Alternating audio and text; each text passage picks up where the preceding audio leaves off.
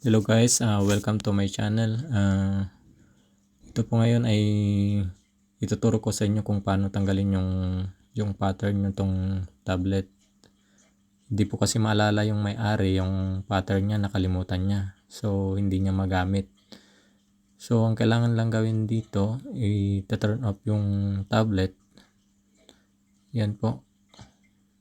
Pero kaso hindi niya kailangan yung pattern para ma-turn off. So kailangan nating i-hard turn off po. Ang gagawin lang natin dyan, press po natin yung power button saka yung dalawang button, yung volume up at saka volume down para ma-turn off siya. Tapos pagka turn off po, continuous press po yung power volume up saka yung power button para siya mag-enter sa recovery mode. Yan po. So pag naka-enter na po kayo sa recovery mode, yan po. Pupunta po kayo diyan sa sa wipe data. Diyan po, wipe all data. Tapos pag na-select niyo yan, pindutin po yung power off.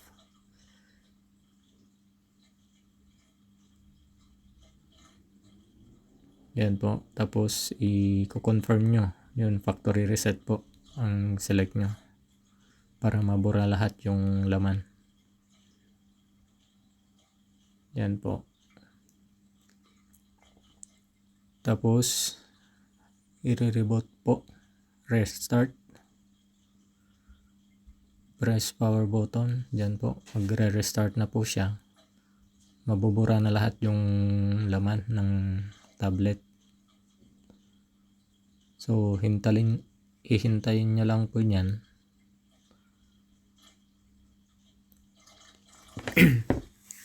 So may dalawang option po yung pag-reset ng tablet.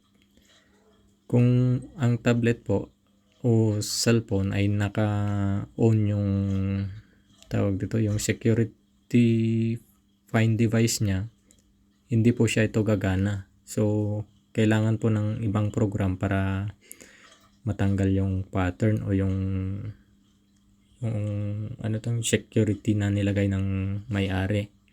So itong tablet na to, ang alam ko hindi ito nakalagay kasi medyo may edad na yung gumagamit.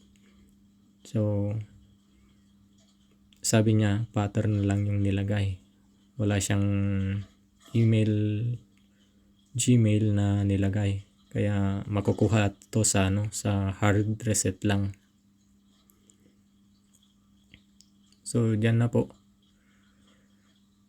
yan na, nabura na lahat. I-select nyo lang yan, accept all conditions, then next lang po yan. Tapos yan, skip nyo lang po yung wifi, tapos copy data, no, then next again, next, then skip.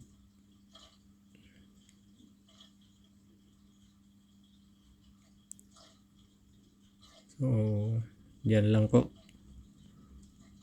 madali lang pag ganyan siya, yung walang Gmail account, madali lang po. Pero pag may Gmail account na nilagay, medyo mahirap po kasi pag nalagyan na ng Gmail account, kailangan ng isang ibang software para matanggal yung Gmail account. So ganyan lang po siya, okay na siya. Yan lang po kadali. Yan. Okay na. Bagong tablet na ulit. So recommended po pag maglagay ng mga pattern, pin code, dapat po lagi nating i-memorize. Yan po, okay na. So pwede nang gamitin ulit.